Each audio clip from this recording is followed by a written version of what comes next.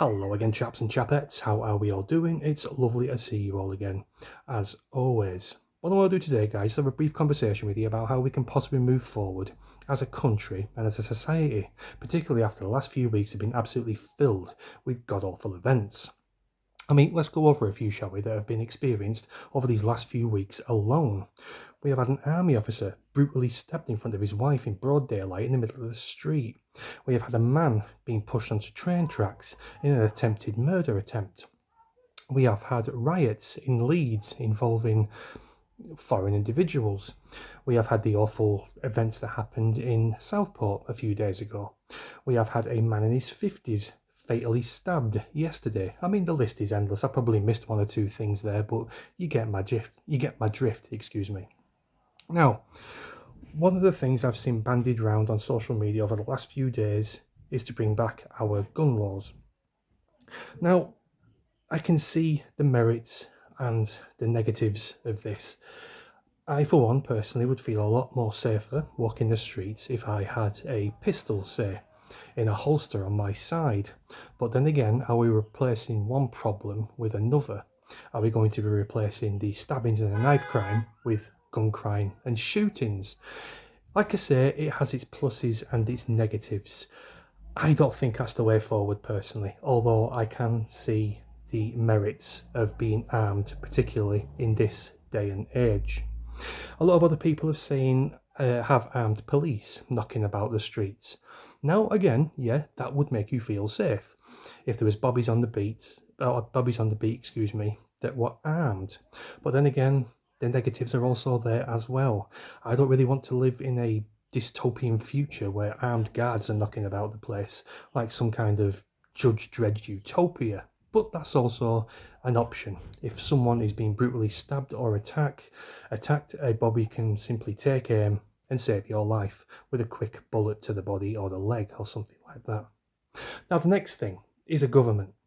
Now, in this country, we unfortunately don't really have a nationalist party.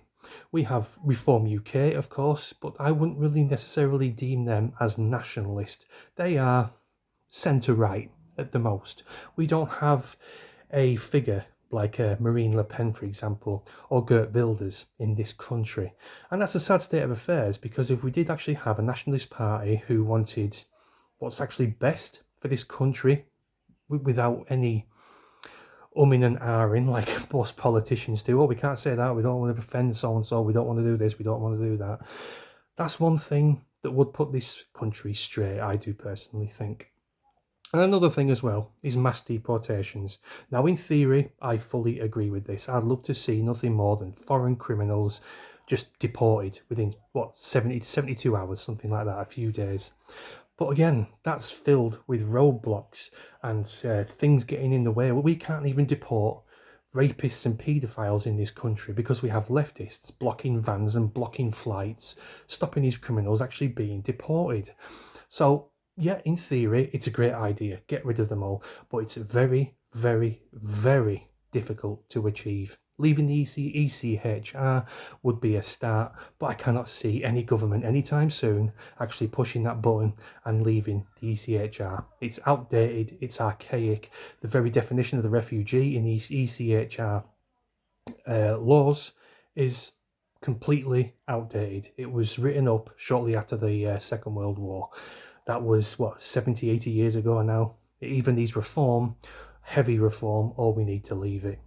That's basically it, guys. I'm sure I've missed one or two things off here, but that's 3 or 4 of the main things that I've been seeing bandied around on social media. Oh, excuse me. Vigilantism even.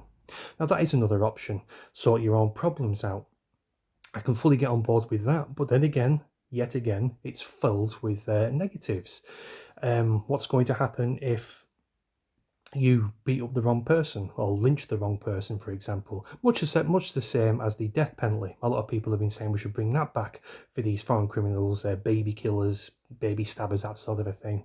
But again, it's good in theory. I'd like to see some of these people swing from a lamppost, but you have to make absolutely sure that that person has actually committed the crime you're going to be putting them to death for.